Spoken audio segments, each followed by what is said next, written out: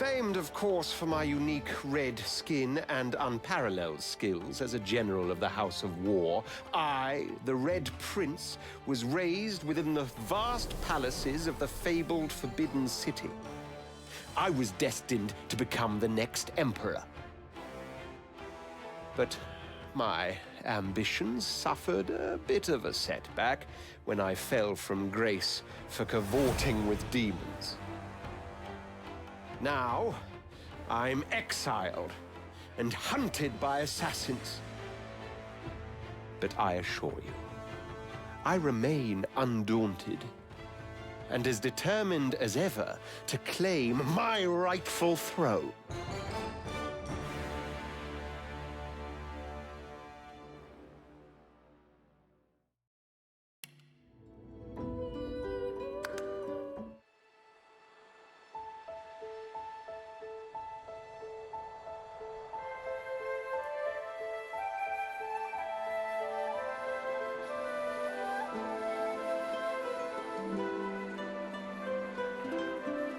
It all happened like I knew it would.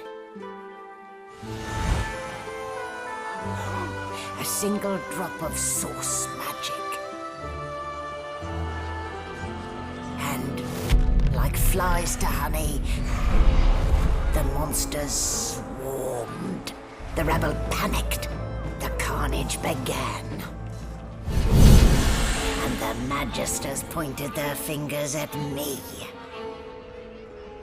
Just as I'd planned.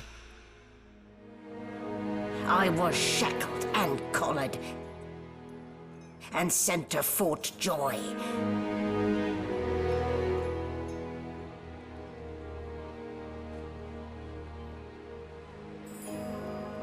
I'd come here to kill Godwoken. But instead I became part of their story.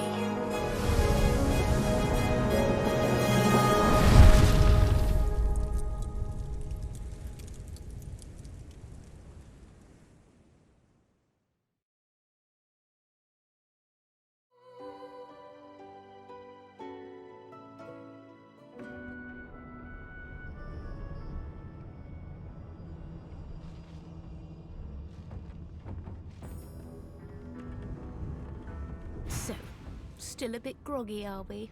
Don't worry, the sedative will wear off soon enough. Easy now, no need to hurry. Get your bearings and report to me upstairs.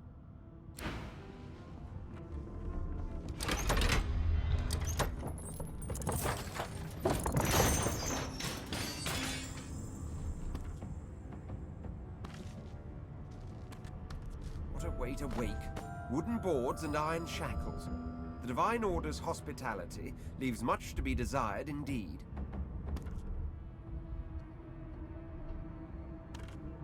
A subpar cranium, that? Human, no wonder.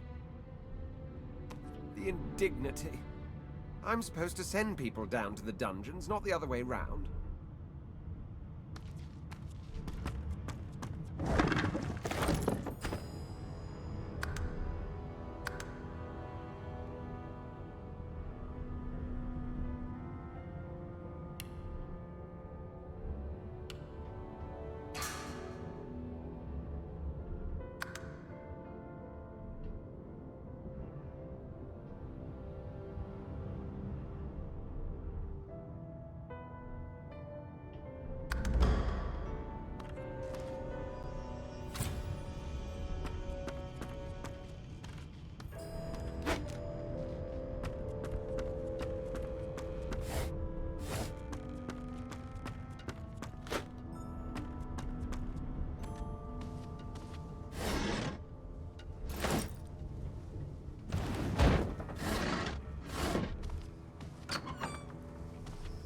Ah, well, that explains the smell.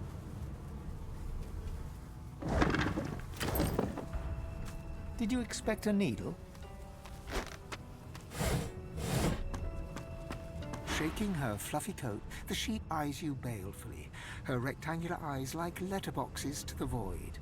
With one sharp hoof, she kicks you right in the shin. Fresh meat. Nice. Plump. Banded like a chicken's leg, too.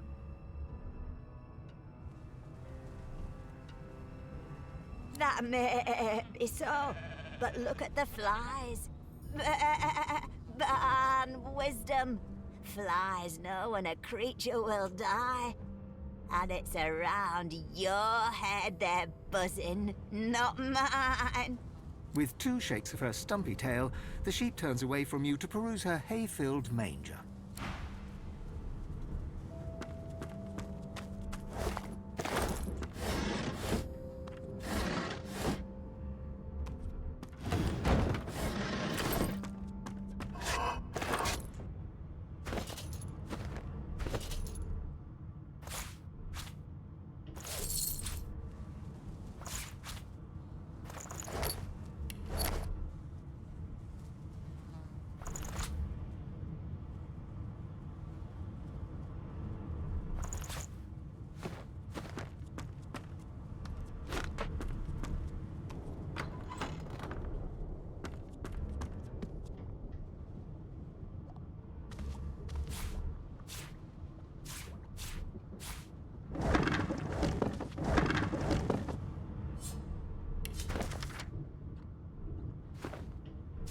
This again?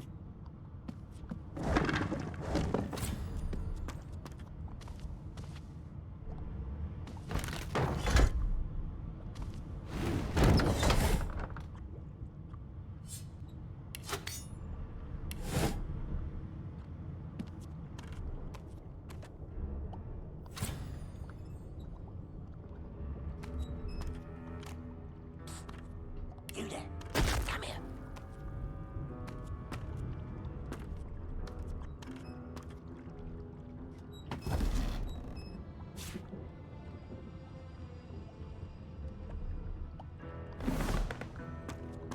Hey! Get me out of this cage and I'll make it worth your while. You in? Your guess is as good as mine. Someone screamed loud as a banshee. After that, pure pandemonium. They never even told me what I was accused of. Just dragged me down here. Set me free, and I'll set you free. A fair trade, I should think. A gentleman among jesters, you are. Give that lever a pull, and I guarantee we'll both get something out of the deal.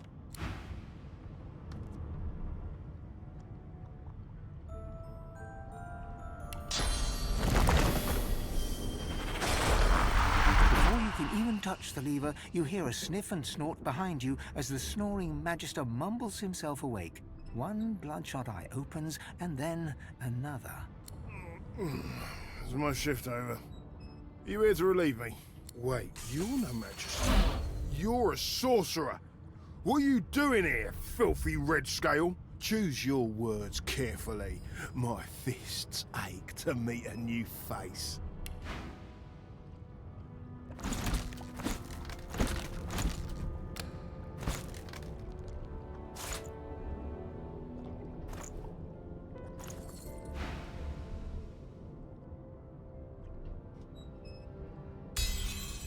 Damn. If it's not one thing, it's another. And no way I can trust those fools to deal with any nonsense on their own. Can't leave the prisoner alone, though. He's been nothing but trouble, I hear. That's all I needed to hear.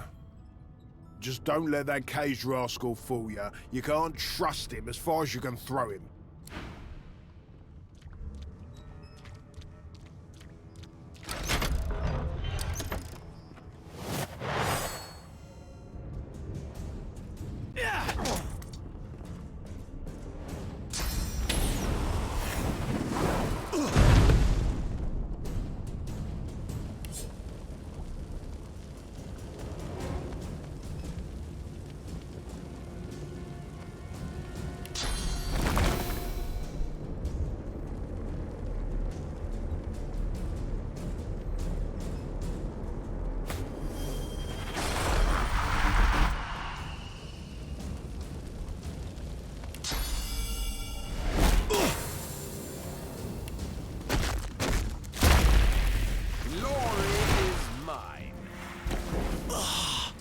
prisoner's buoyant voice darkens as his eyes rest on yours. Ah, freedom.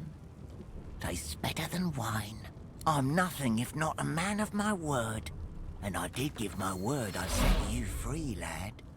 Say your prayers while you've breath to speak them. The halls await.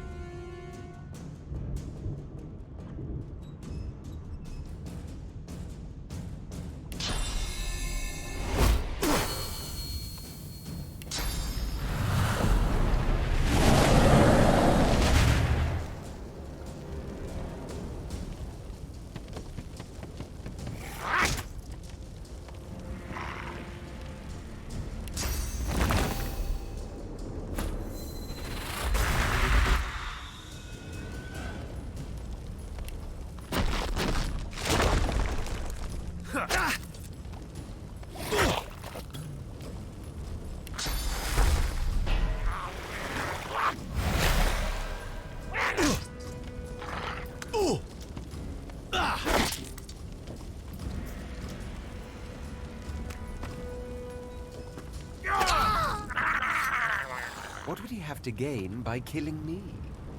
I need to keep my guard up.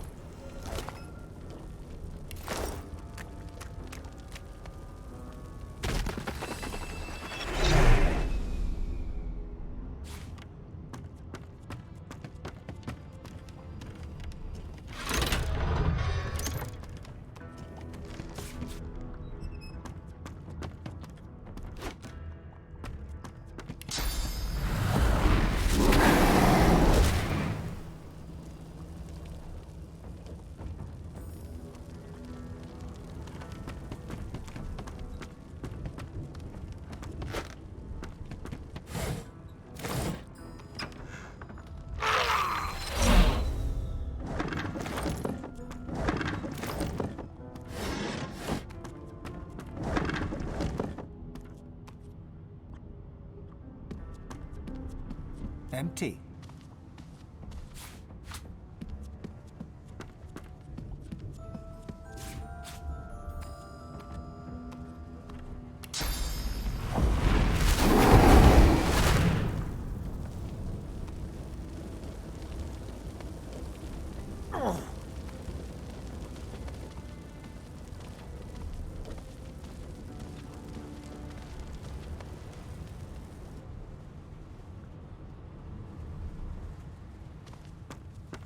What a mess I've made.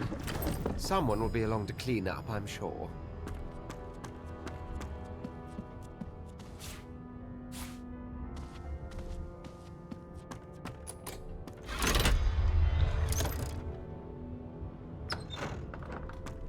And I'm back where I started. I know where to go but up.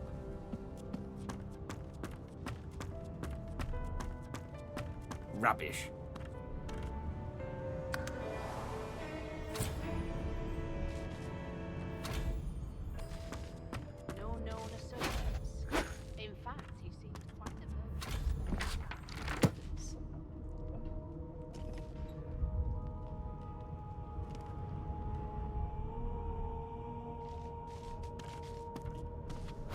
Junk.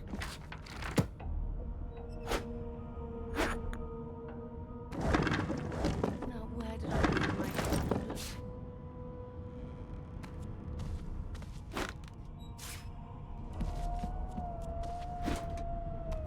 Boring.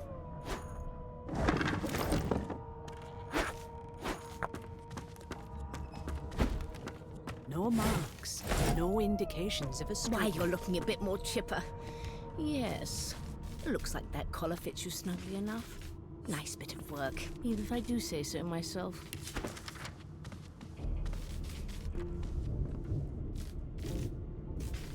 There you are. Not too tight, I hope. The collar, I mean. Oh, not to worry. Every dog has to get used to its leash.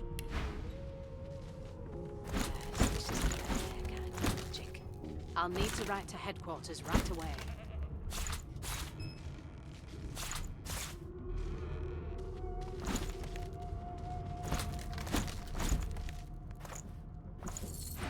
In the meantime, your next stop will be Magister William. All passengers have to be registered in the ship's manifest, and he's the chap in charge of the logs. You'll find him on the other side of this deck, in the officers' quarters.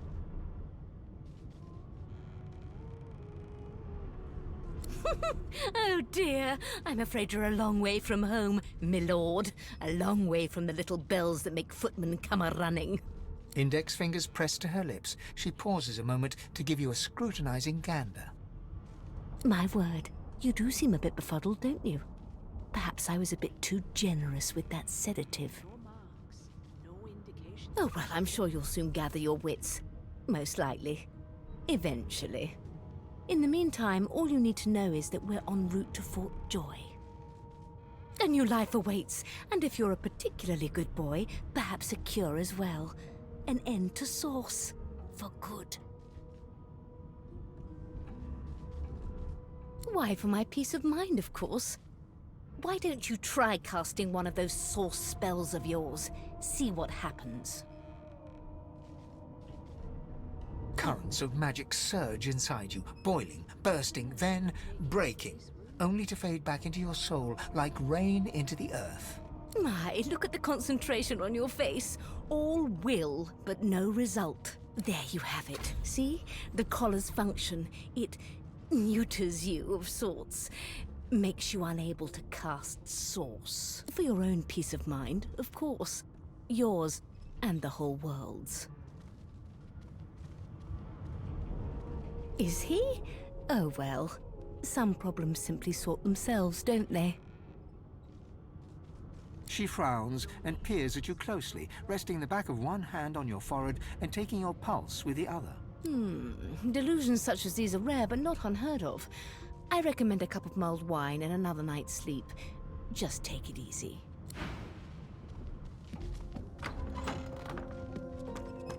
Good God! There's been a murder here!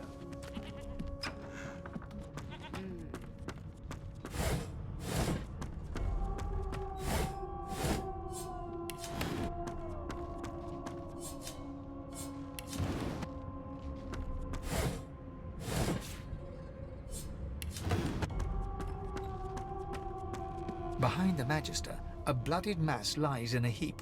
Gore and limbs lie at odd angles. You can't make out a face amid the mess.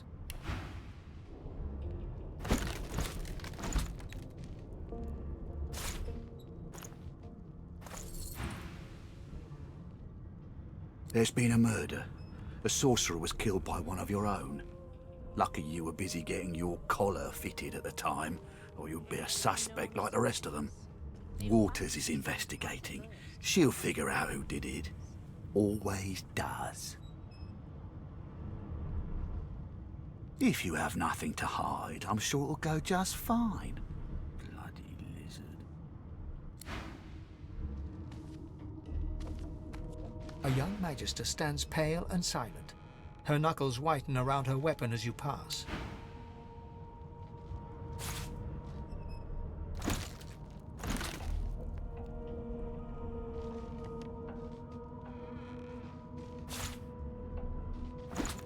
No lesions, no trauma. He was bled by magic.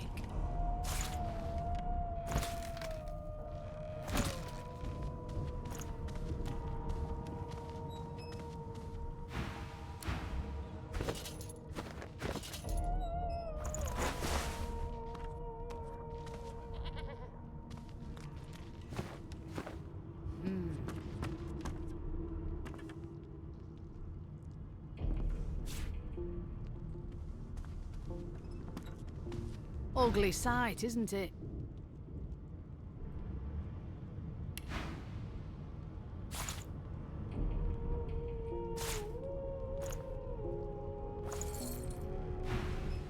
Burns me up this happened under our protection. We're extremely lucky no Voidwalker followed the source that did this.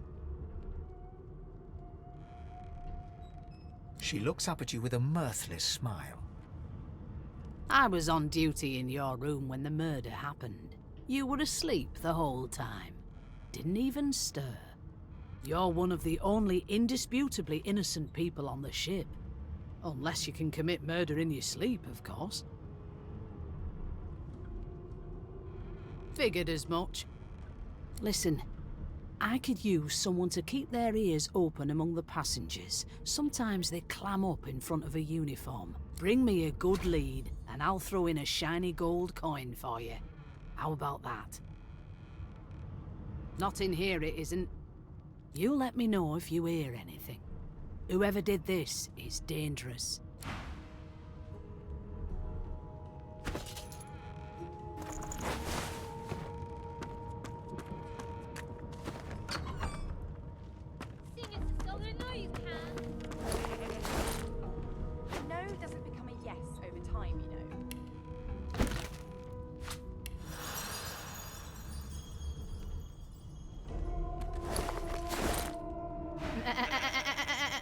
I'm not suited for this. It's sea cow, not sea sheep. Haven't got any shears, have you? People these days.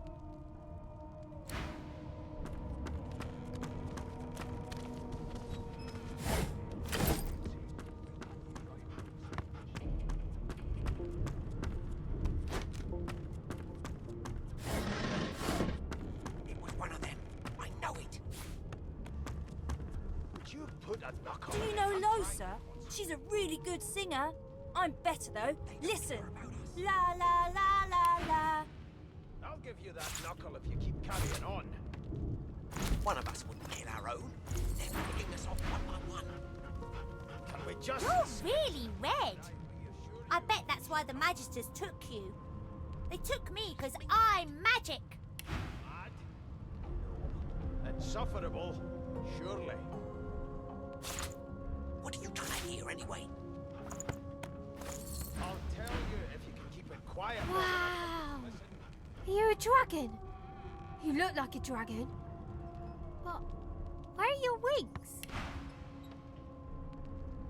That right? I always knew you Ben-Mezd. Ah, there you are. Husband. Would you please tell this very charming gaggle of not-at-all brat-like babes that I am by no accounts this Losa woman, nor do I sing, in fact. I'm deathly allergical.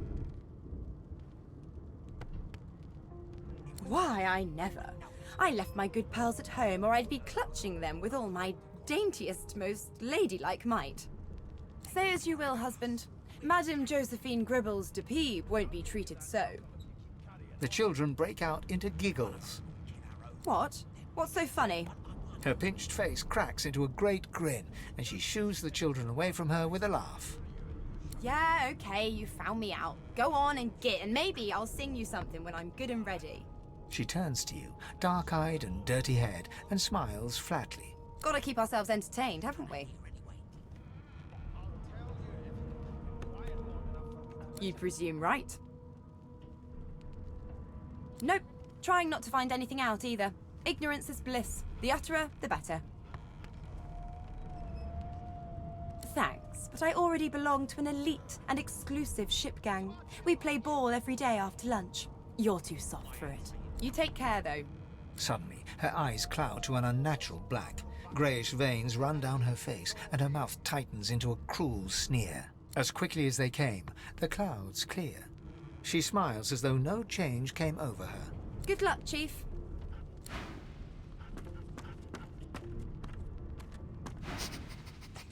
You! Sorcerer! Blood? No! Go! One of us wouldn't kill our own. They're picking us off one by one. Can we just skip to the part where I reassure you and you shut up? You think me mad? Mad? The Magisters are out for blood. You saw the body, didn't you? Big bruiser like you ought to be able to take them on. A no doesn't become a yes over time, you know. Rubbish.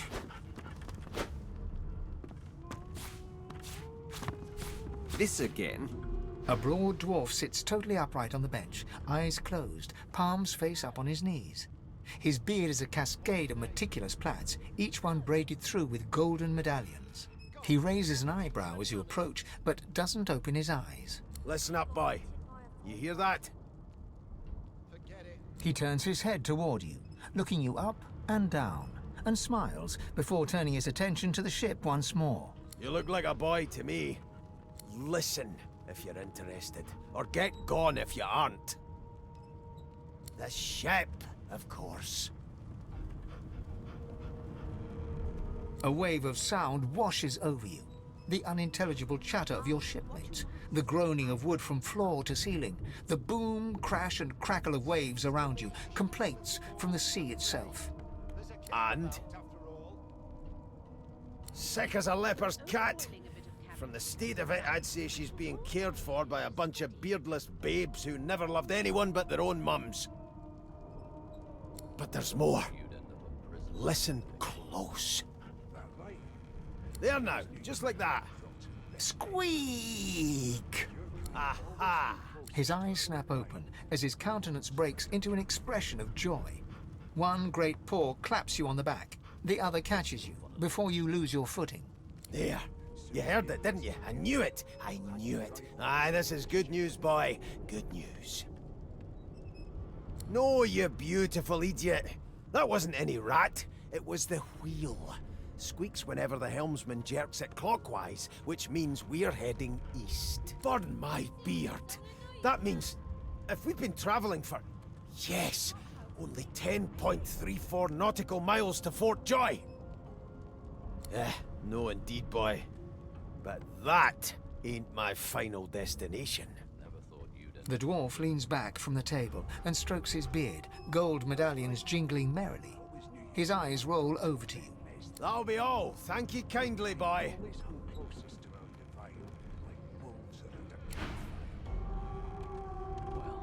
You've got this wolf on a leash now. As soon as the Inquisitor gets here... An elf sits tucked away in a dark spot, lazily rolling dice onto the surface of a barrel. They sound like the dry cackling of an old witch. Snake eyes. She chuckles. I bet that's just what they'll look like. Rolling dice. Deciding fates. Don't worry, honey. It isn't yours. She looks you up and down with the merest hint of a coy smile on her lips. Never say never, though. She eyes you quite seriously. Not the future, no. But I can read the past in flesh. One of the perks of being an elf, you see. I'm quite good at it, too. I could lick your arm and tell you how you spent the night before last. Shall I?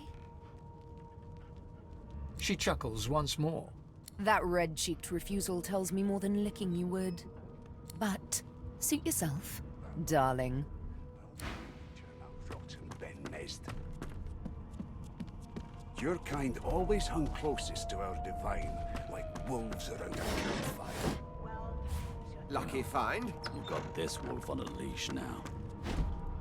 As soon as the Inquisitor gets here, we'll hang you right over the side of this ship with him. This again?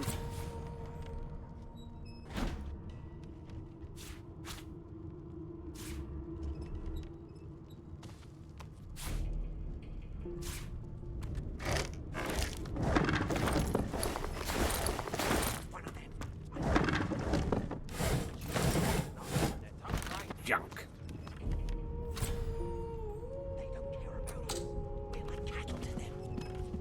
I'll give you that knuckle. I'm busy watching for clues, sorcerer.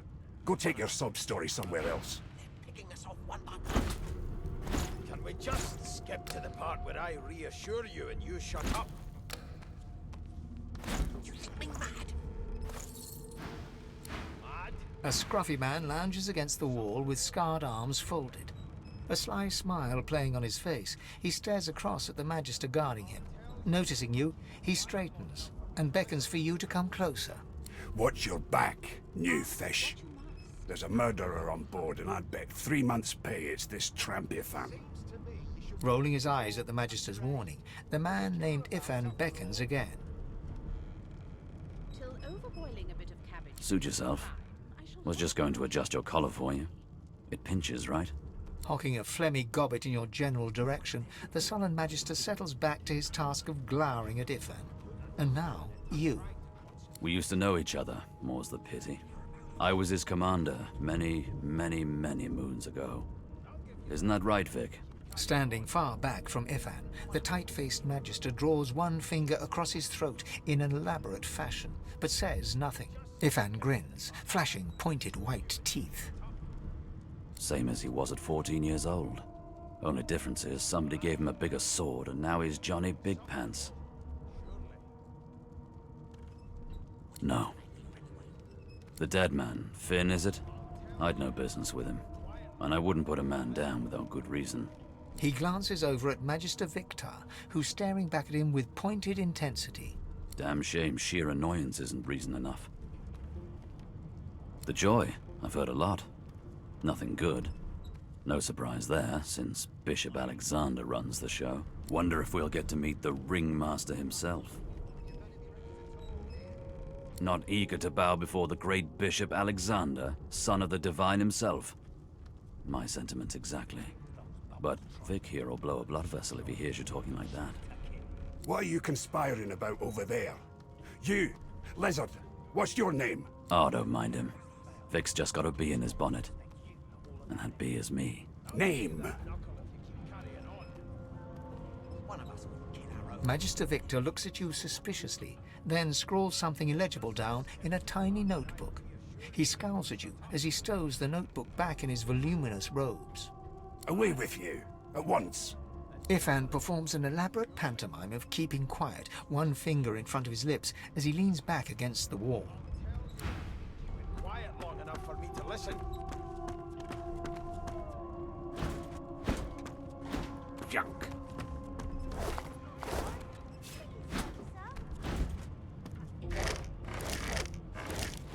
My prince. Never thought you'd end up a prison guard, Vic. The cook bows slightly and wipes her hands on her gruel-stained garb. Forgive me, Your Highness. I didn't expect... well, anyway, whether I had more than cornmeal and rotting roots to serve, I'd concoct something more fitting for one of your stature. Panic swamps her eyes, and she hurriedly returns to her work. Your Highness, yes. I'm working feverishly to concoct a proper meal for you. A no doesn't become a yes over time. The elf is reading a volume of Cranley Hubert's famous encyclopedia. He looks up, his big round eyes scanning your body, absorbing every detail. He reaches out, flicks a finger against one of your scales, and rubs his chin. Fascinating. He sits back and returns to his book, flicking quickly from page to page, completely oblivious to your presence. 7 years? What an infinitesimal period! Why would anyone... Oh dear. I seem to have crossed some cultural taboo. How... difficult. You have my apologies, Lizard. Perhaps I should demand the same from those red-cloaked humans. They laid their hands on me more than once. Ah, yes. The niceties. My name is Fane. I am a scholar from... well, I am a seeker of knowledge. That is enough. It is pleasurable to meet you. Is there? Wherever do you keep it? Certainly not in your books. I have been reading this one for several minutes, and I have yet to find a single insight into the mysteries of the universe. It is simultaneously too detailed and insufficient. I know the beginning of this tale and the end, but I am rather missing the middle. Tell me, what do you know of our world's history? Most unusual, and if it's not too rude to suggest, not much of an answer. No, I want to know about the Celestial. I want to know about your gods. This text tells me that they created all creatures, but nothing of what came before. Where did these gods come from? Who are their people? Where are the others of their kind? Of course you don't have any useful information. Why did I expect anything else? Now please, run along. I have a world to decipher. Here to register, sir. Good, good. Magister Williams is just about done with the last passenger. I'll tell you if you can be quiet long enough for me to listen. Keep the dogs trained on her, and if she tries to run, shoot to kill. You seem on edge, officer. What on earth is the matter? Murder most foul, and I strongly suspect you know all about it. I know it. Well, Knuckle in it. I'm trying to concentrate. They don't care about us. We're like cattle to them. I'll give you that knuckle. You faring okay so far?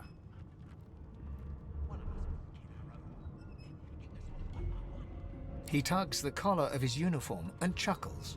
Sorry you're upset, sir, but we all wear what we wear for a reason. You head on in now. Williams will get you sorted fast. Insufferable, surely. What are you trying to do? I'll tell you if you can keep it quiet long enough for me to listen.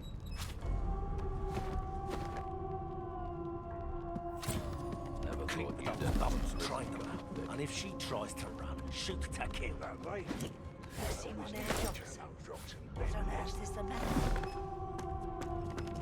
Murder most foul, and I strongly suspect you know all about it. Do you? Well, perhaps you're absolutely right.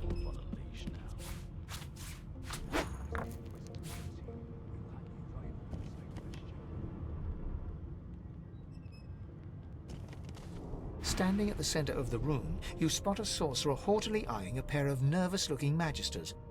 They keep their crossbow trained upon her as she's being interrogated by an officer. So you admit it then? You murdered that poor fella? Yes, I did. But of course, that was only the beginning.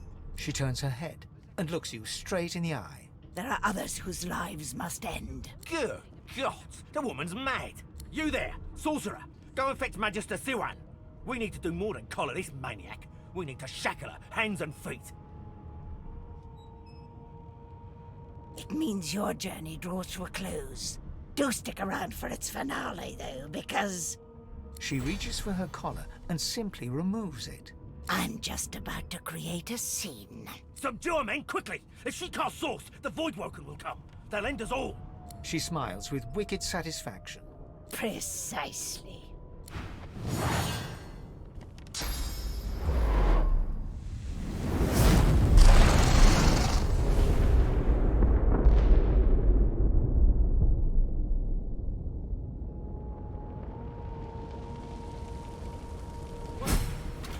What's happened?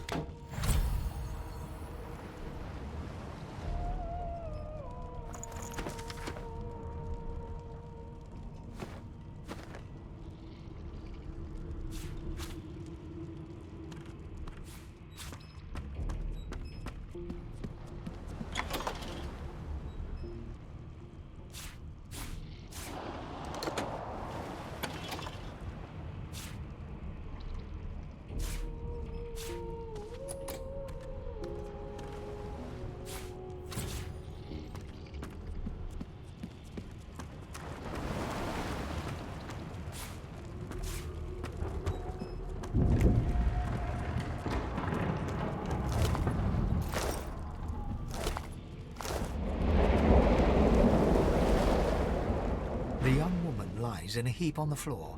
She's breathing normally, but her eyes are wide open, like those of a corpse. Dark, greyish-black clouds swirl through them. She doesn't stir.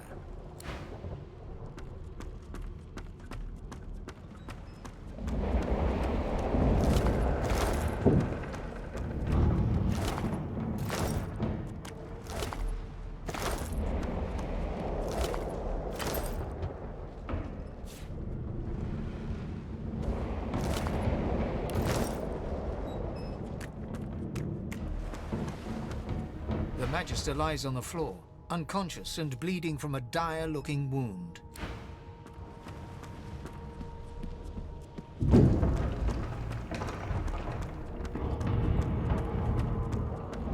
No, not the final dark. Not yet. Her hand lies limp in yours. She's too weak to stand. The dice roll darkly.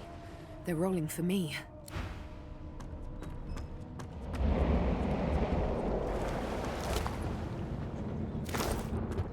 Ifan lies motionless, curled on the ground like an animal. Under his shaggy hair, you can see green eyes fluttering as if in a nightmare. A low whine escapes his lips. His eyes flicker open, but he doesn't register your presence at all. Lucien. Lucien. Ifan cries out, then his eyes fall closed again. No matter how much you shake him now, he cannot be roused.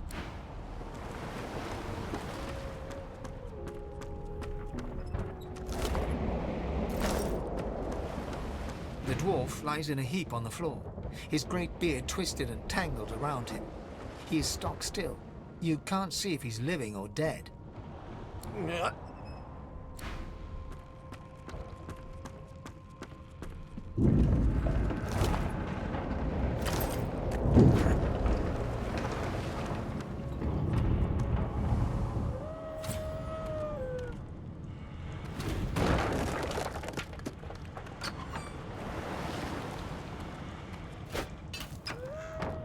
God damn it! Need to get off this wreck and quick!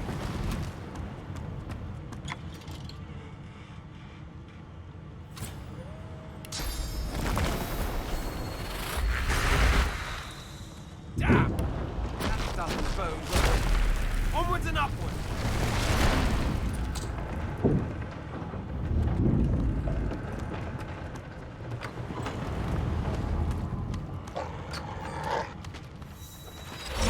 Paws desperately at its snout. It winces as it draws blood from its wet black nose and continues scratching. The dog notices you for the first time and snarls, the hairs on its back prickling as it lowers itself into a lunge. You sorcerer! It sneezes suddenly and paws at its nose once more. Can't smell. Can't breathe. Too much sauce. Too much. Too much. Please, make it stop.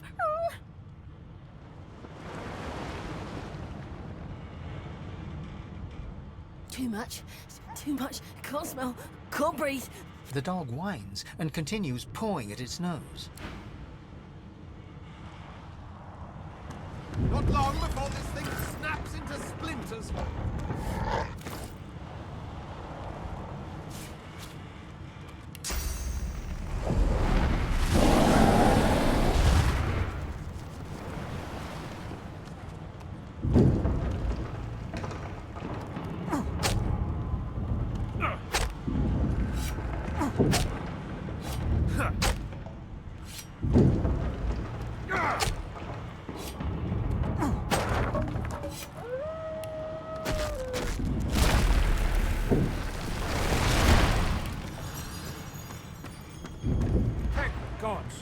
By divine grace, who was that howling? He eyes the collar circling your neck and reaches a hand towards his blade. Another sorcerer! Even if I knew how to rip that thing off, I wouldn't. Some crazy banshee comes screaming through, and now we got void bugs swarming up top. Saw it coming, I did. Sorcerer mutiny. Curdled my blood when she appeared. Ship shook like a typhoon had struck, and then she was gone again. Look around. You see how that story ends. Nothing but sauce can do this. Go on then. Find a place to hide and stay there.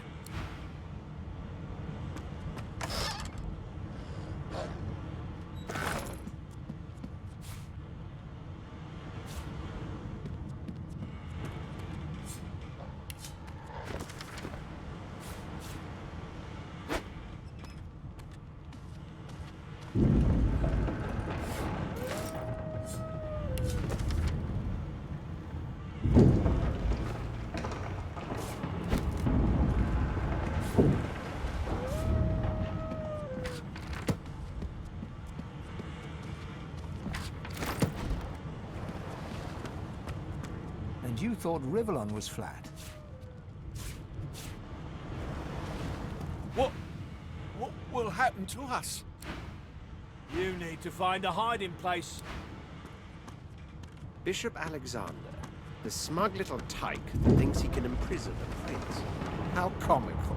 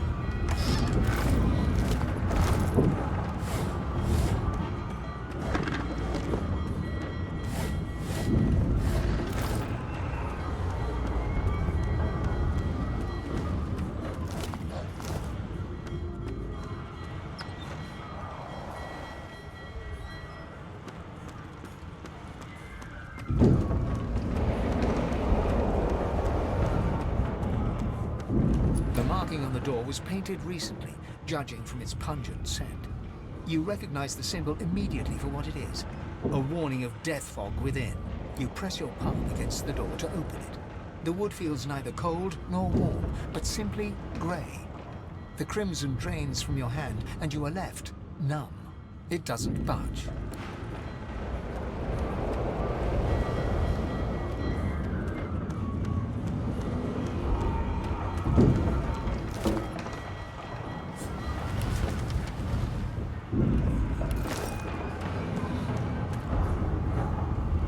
Through the door and are suddenly face to face with an undead. His skull is bizarrely angular, and a glorious jewel sits in the middle of his forehead. The skeleton is quickly leafing through a volume of Cranley Hubert's famous encyclopedia, muttering to himself. No. What damn fools record knowledge on a pulped tree? It catches fire, it turns into must when wet. It cannot even resist acid. No wonder they're so bloody ignorant. The skeleton looks up and notices you for the first time. Oh, it's you. Shouldn't you be running and screaming or some such? The skeleton groans and looks back to his book, frantically flipping from page to page. Yes, indeed. It's the look of someone that wants to read the bloody book he's holding. Now, if you're really quite finished, I believe you have lifeboats to flee to. I believe you did, although I was wearing the face of an elf at the time. I had a mask, rather ingeniously designed, which allowed me to take that primitive form. A mask that was stolen by that damned witch after her little scene. Still, she'll drown with the rest of these fools, and I will simply pluck my mask from her cold, dead hands. The skeleton holds up his book in one quick, frustrated movement. I am trying to discover if there is anyone worth saving, and I will be damned if I let the lives of some mayflies get in my way. Go on, go, swim or drown or do whatever takes your fancy. I have a book to read.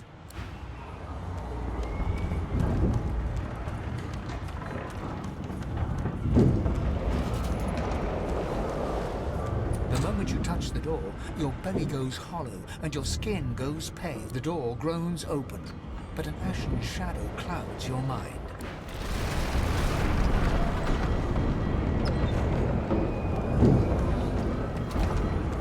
Death fog? I need to get out of here now!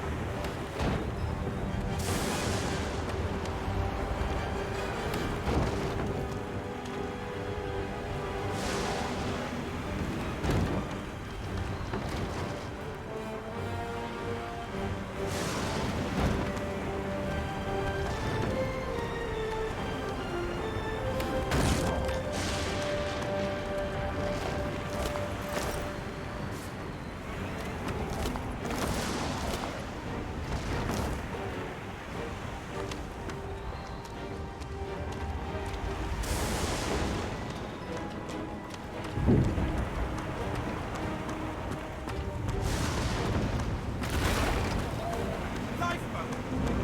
That means there's still a chance! Come on, Eric, get the boat!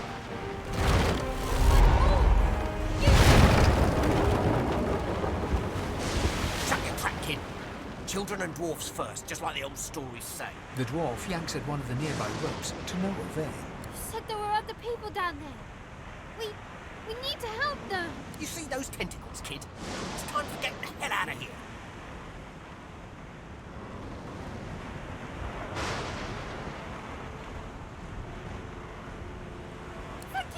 Thank you! There's a ladder right over there. You can go straight down. You're gonna be the death of us, you hear? Head towards Ben-Mezd.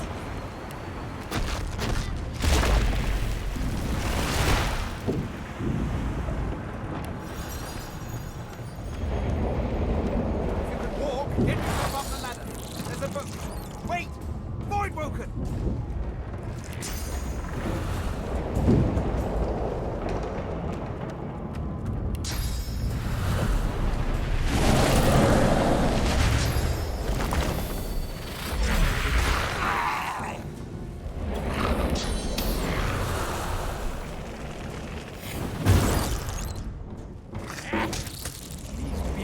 Bugs won't sink the ship on my watch.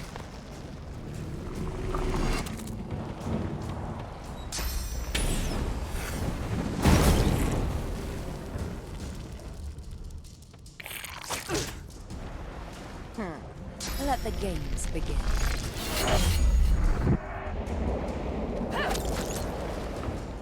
I thought Void Woken was supposed to be scary. I've faced worse.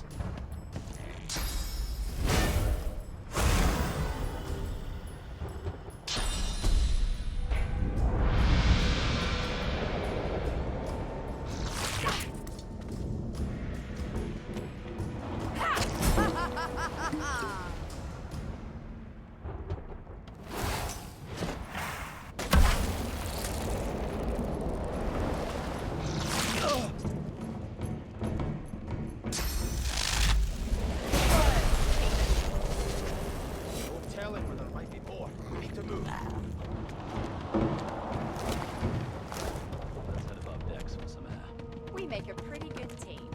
Away.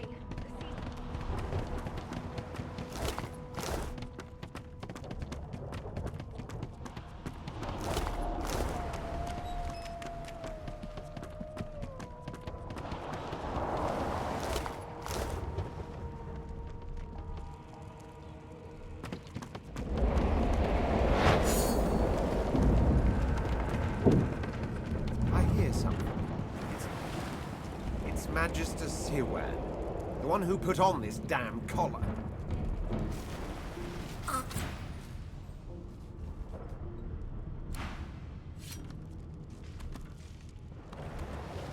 She tries to speak, but can only gape as she clutches her neck, trying to stem the bleeding of a gushing wound. With jagged movements, she raises her clenched fist and holds out a length of cloth, soaked with some kind of strong-smelling tincture. Blood quickly soaks through the cloth. Magister Siwan's mouth opens and closes, her eyes wide in terror.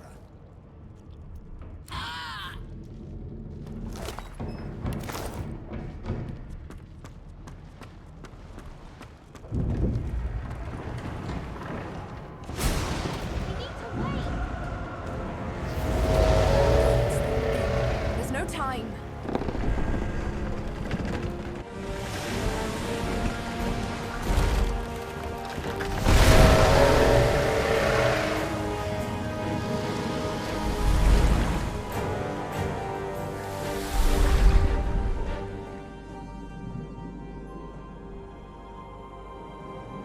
I have plans for you, child. Rise.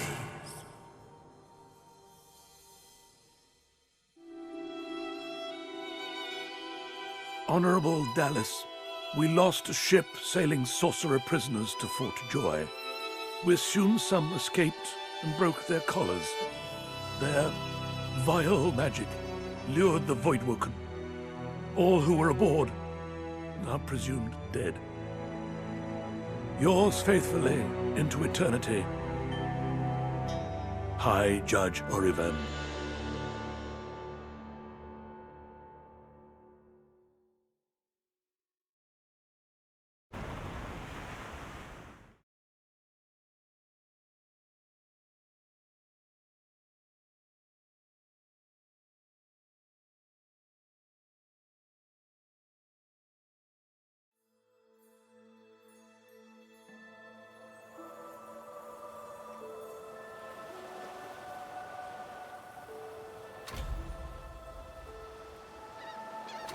Well, that was a bit of a rough and tumble journey. I suppose I'm the lone survivor. Which is entirely appropriate, if you ask me.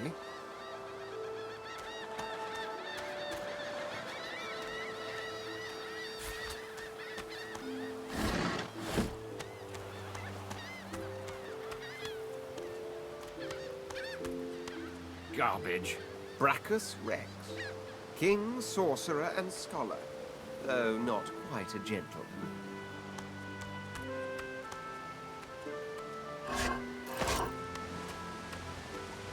The child has a small mirror in his hands. He holds it up at angles, inspecting his eyes, his chin, the crown of his head. He spots you, and his arms snap to his sides. I'm not supposed to talk to lizards. What's a superior?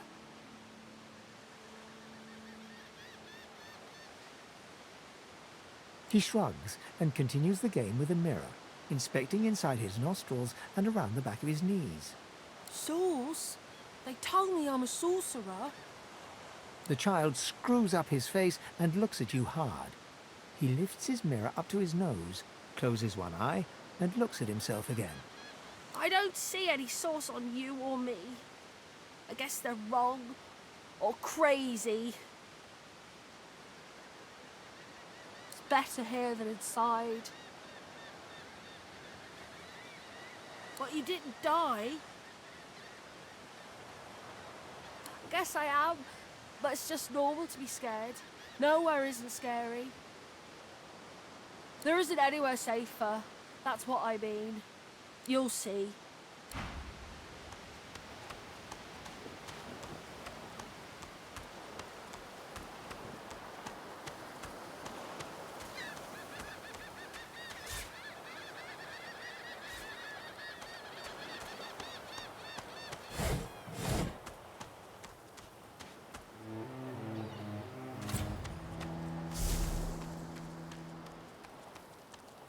Voidwoken. Those are the same beasts that sank our ship. Damn! They made it to the shore.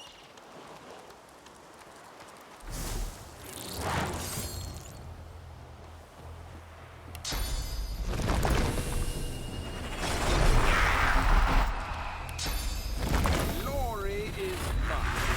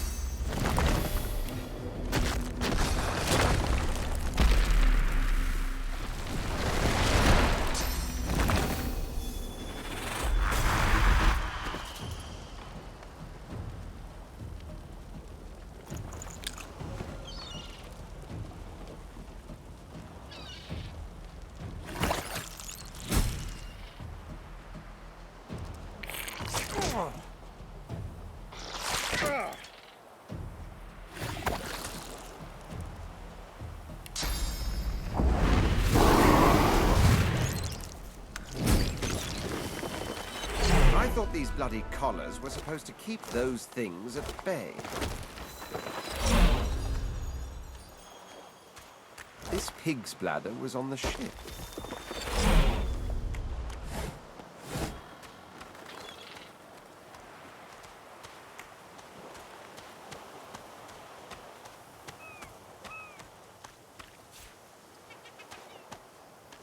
This again. Look here, Quercus. Another giant. My word, this blasted isle is teeming with them. What's that?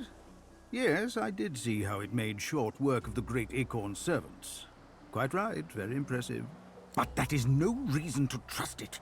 Giants like that destroyed our forests. They are the very reason the great acorn is returning in all its wrath. What? Dear me, have you taken leave of all 6 of your senses?